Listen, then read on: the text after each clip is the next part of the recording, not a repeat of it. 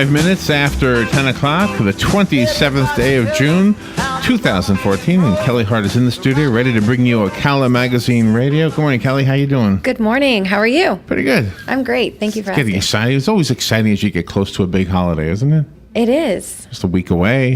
It's a big holidays coming up. Deadline for Ocala Magazine is coming up, so our July issue will be out. So there's all kinds of exciting things happening right now.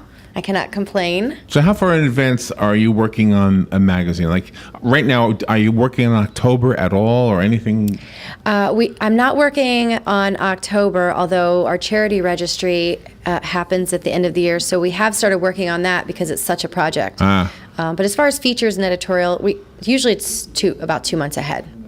So that way our information is still relevant and up to date, but we're not cramming every single deadline trying to just get that done for that particular month. So there's a lot of planning involved. Do you have freelance writers who submit stories? Oh, you do? Yes, we do. And we're all the time looking for new writers, people that, there's a lot of great writers out there, and I have discovered a lot of great writers and through the magazine and working with different writers, and everybody kind of has their own style. So it's really nice once you've worked with somebody long enough to figure out what they're really good at. Like, for example, Keith Chartrand has come in here several times, and he has a really good way of fact finding and like getting to the bottom of something. And so it's really great to have those writers that are really strong at one thing that you can count on for those types of articles. So it makes it very eclectic, so we can cover a lot of ground and do it with a lot of quality. So we're always happy about that. Yeah, and you yourself, have you submitted stories to other magazines or other publications as a freelance writer? The only thing I've done is Gainesville Today,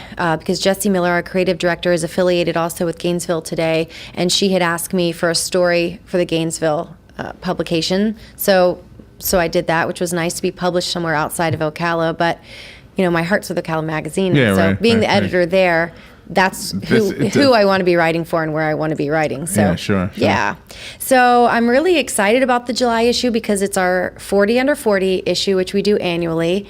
And we've been working months on the 40 Under 40 people. I think it was April that we started collecting nominations for 40 Under 40, which seemed very, very early, but that is such a process between reading everybody's submissions and then vetting those people, deciding who we're going to choose, relaying that message to those people, and then from there, it's getting them coordinated to come into the studio to take pictures and fill out interview questions so that we have bios on each of them. And they're busy people, and they're out doing so many things, hence why they have stood out as 40 Under 40 candidates.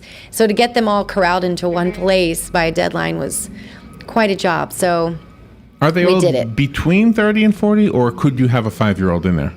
Well, I guess technically you could have a 5-year-old because it is 40 under 40, but the criterion of what we're looking for would eliminate small children, because what we're looking for are people who have just a great reputation in town, somebody who is really strong in business, who is really strong in the community, and who's known for being out there, kind of a positive person.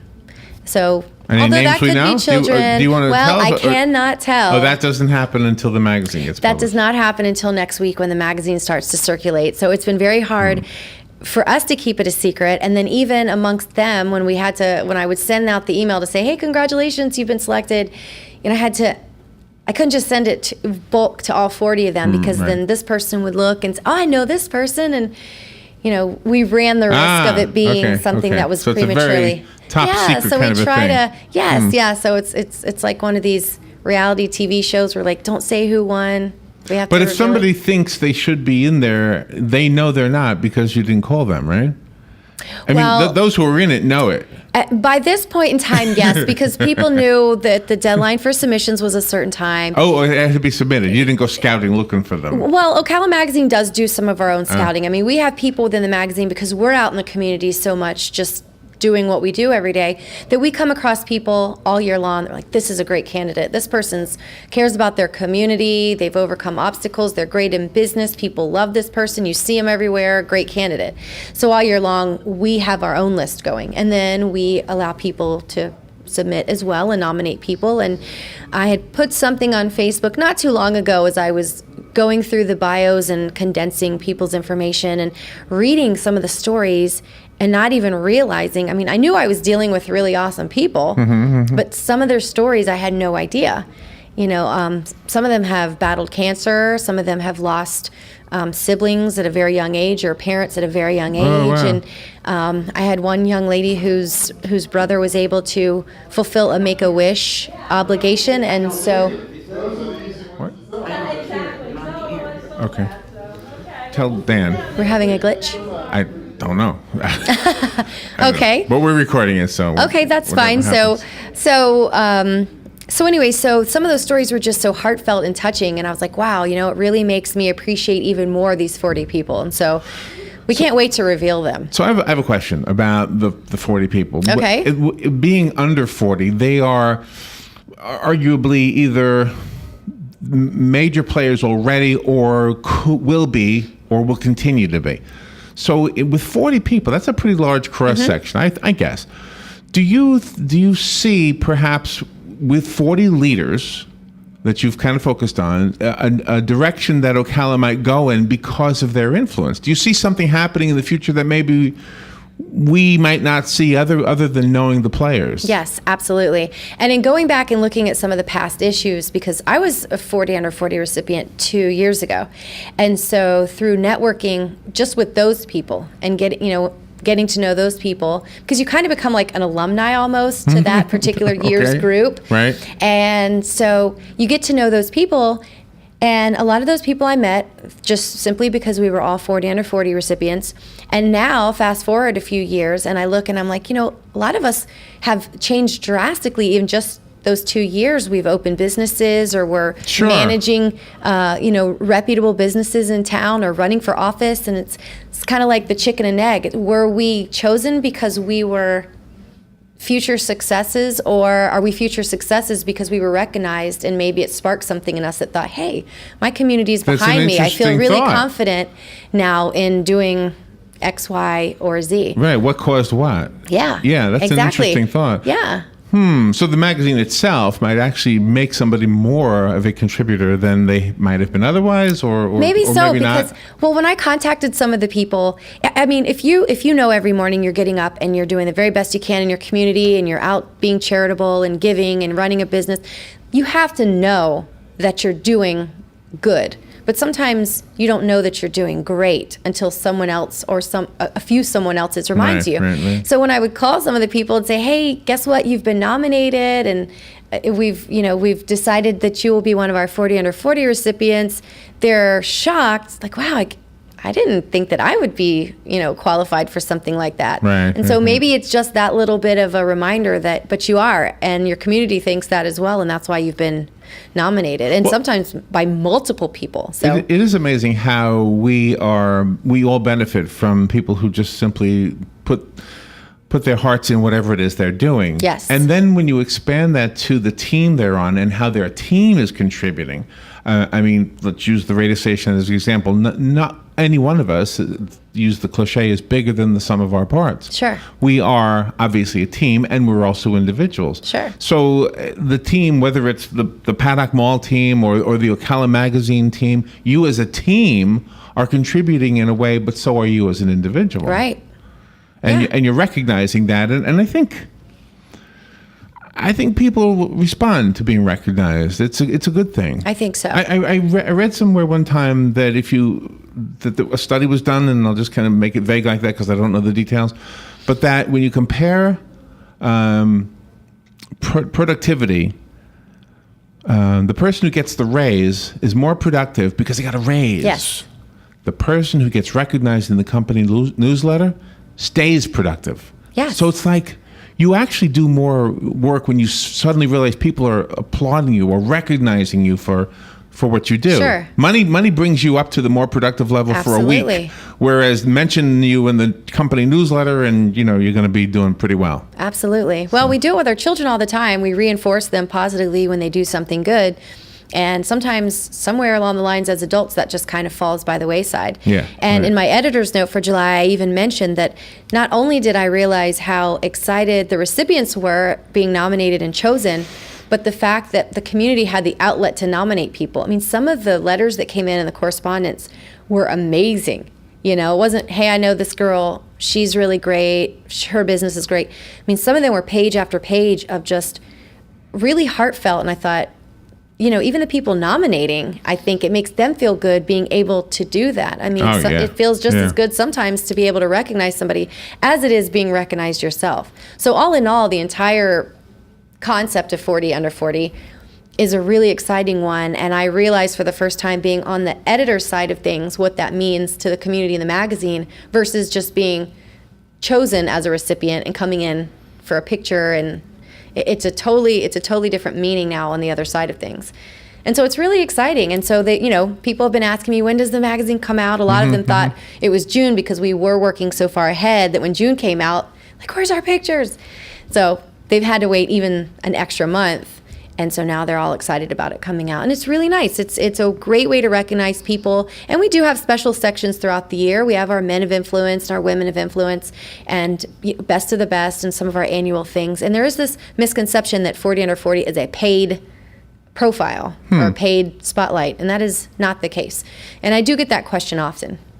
You know, did the people pay for this spot? Because as we all know, in advertising and publications, there are times where you can have a promotional feature that you've paid for, and this is not the case with 40 under 40. It's just simply people that have been doing really well at what it is they're doing, and they've been recognized and they're deserving, and so we're happy to clear that up all the time. Do you have a popular repeat like special that you do every year? Is the 40 under 40 a popular one? Do you find, and how do you measure that? How do you measure popularity? Well, you know, social media kind of helps us measure things sometimes, because what we see is whenever there's a really popular feature or something within the magazine, it seems to be shared more frequently on social media. That's a good tool, yeah. So it's a good tool. I don't know if it's the most accurate way of answering that question or measuring it, but, you know, my thought is, especially as social media and Facebook has grown, I'm imagining these 40 people who are under 40, so more likely to even use social media,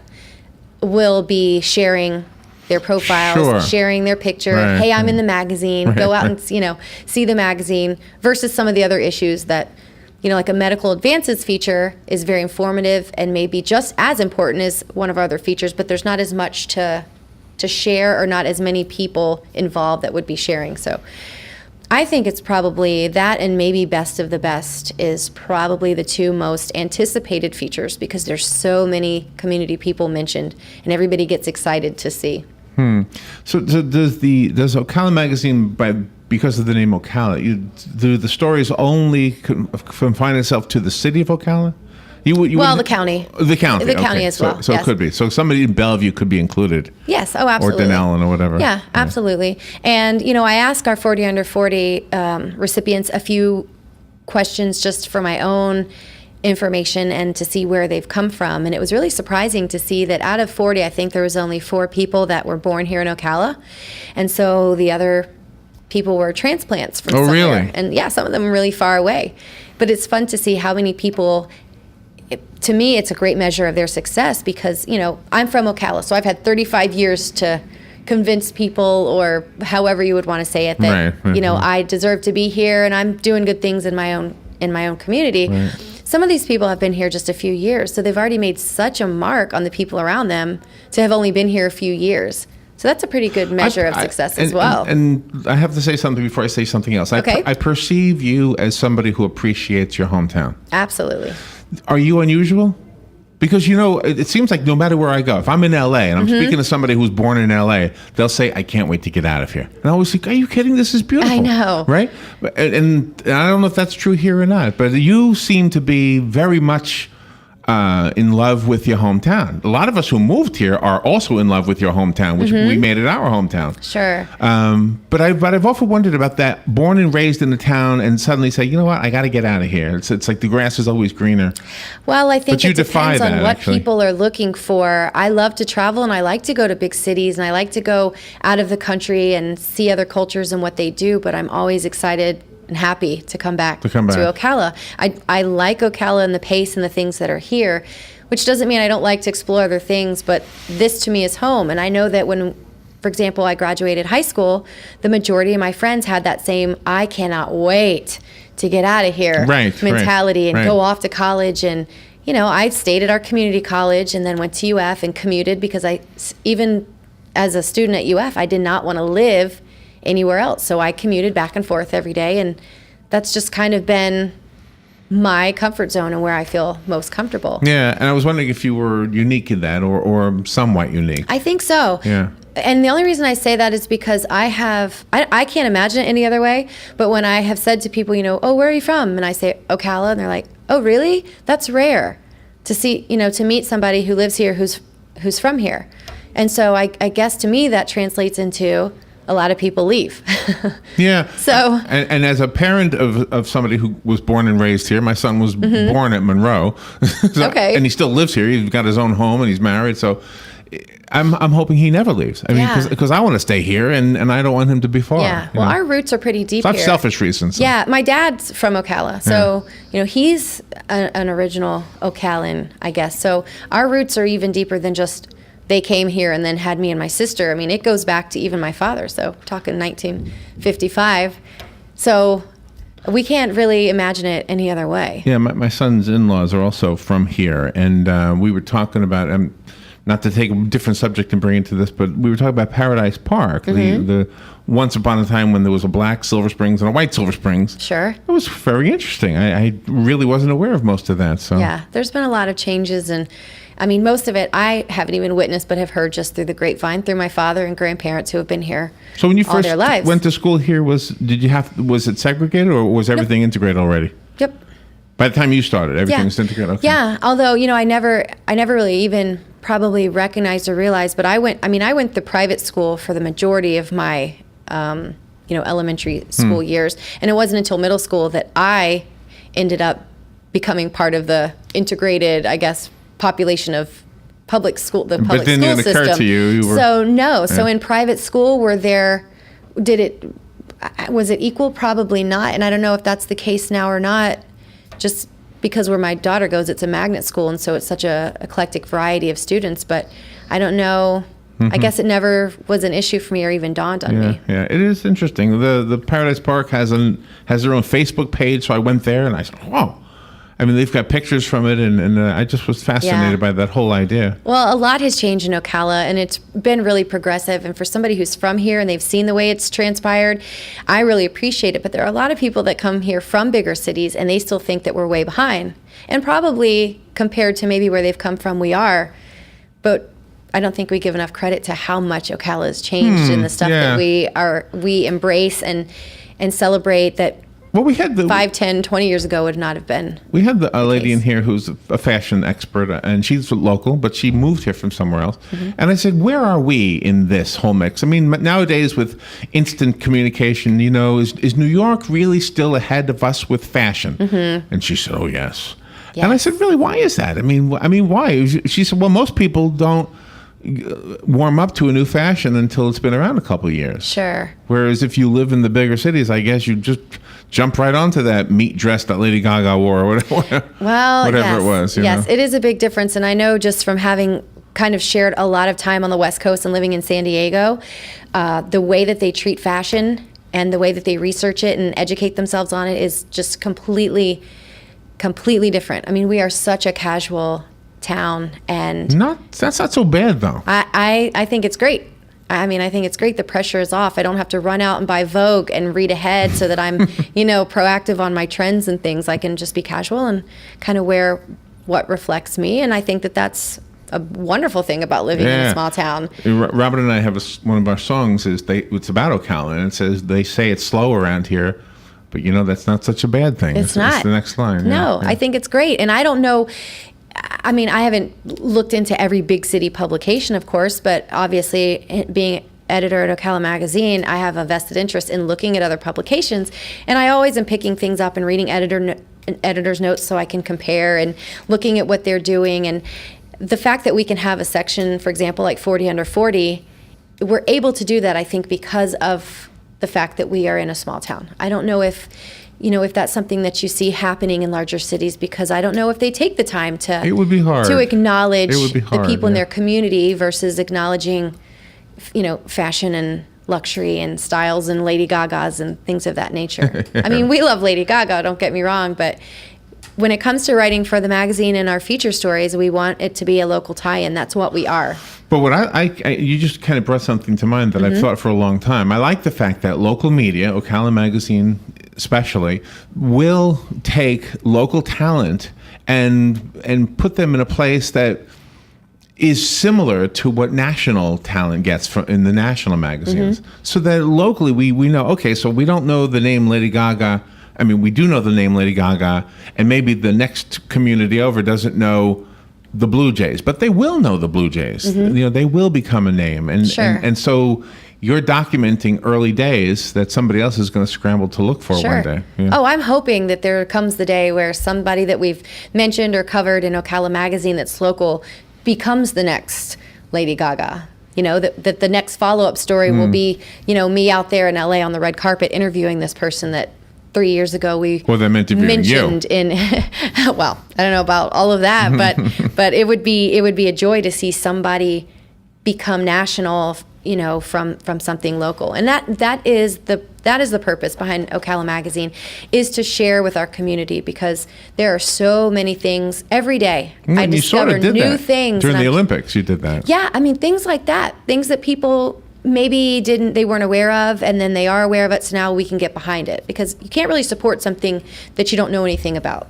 So it's up to us to say, hey, community, we have a really amazing team of people. Look at these 40 people. Look at the awesome things that they're doing. They're running businesses, they're parents, they're entrepreneurs, they're charitable.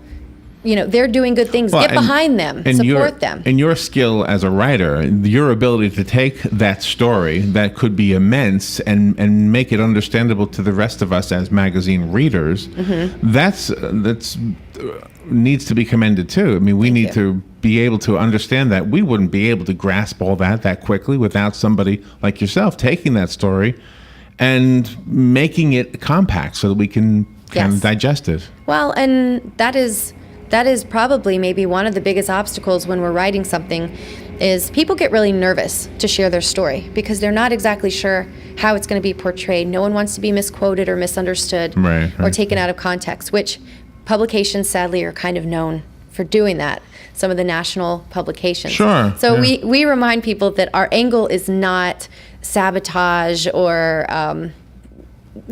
some drama-filled story that's going to create a stir. We're trying to reflect the very best in them to the community, which gives them a little bit more peace of mind. But I know if someone sat me down and said, okay, Kelly, tell me your deepest, the story that you went through or some tragedy, I would be a little nervous and hoping that they conveyed that Get it right, to the best of their abilities and in a genuine way. And so sometimes it is hard. And you've got 40 people that we said, okay, we want to show these people as real, genuine people. And I think that we did that through the concept. And when you see it in July, it's really fun. Every year we have to come up with a different concept for the 40 under 40 spread, because no one wants to see, even though it's different people, sometimes seeing the same look can get really old. So we had to come up with a concept for that. And so we decided we want to do something really fun that shows their personalities and shows them as people, because sometimes like, for example, politicians, we look at politicians and we just get this automatic kind of stereotype, and we forget they're real people. They go to football games, they have families, they spill stuff on their shirt, and they goof off and wear party hats and stuff. And so that was kind of our concept. These are great people doing amazing things, but we want to convey them as real people as well. And I think that we've done an amazing job of that, and I'm really excited. I know our whole team is excited that we can finally put this all together and present it to the community, and we know that everybody will be extremely happy. So I'm looking forward to seeing it. And Thank you. And I'm guessing that some of those who dug deep and gave you some really heartfelt, maybe even tragic things, we probably know them better now. We'll know them better because of knowing that. And I think it only emphasizes how even more successful they will be to the readers, because it's like, wow, they're successful, but having come from this to this makes them seem even stronger as That's people. right. And it's very exciting. And through the month of July, we will take segments and present them little by little throughout the month of July, just like we did last year, so that they can come in and tell their stories as well. Oh, I'm looking forward to it. Yes, so it's very exciting. And we want everybody to go to our Facebook page and like us on Facebook. What we are going to do, because we're unable to fit everybody's full bios into the July issue, all 40 people, every day in July, we're going to post their full bios on Facebook. So in order to see those full bios, you'll need to go and like our Facebook page so you don't miss out on that. All right. See you Thank next you. week on the All 4th right. of July. Yeah, thank you, All Larry. right, thank you, Kelly. We'll take a little break. We'll be right back.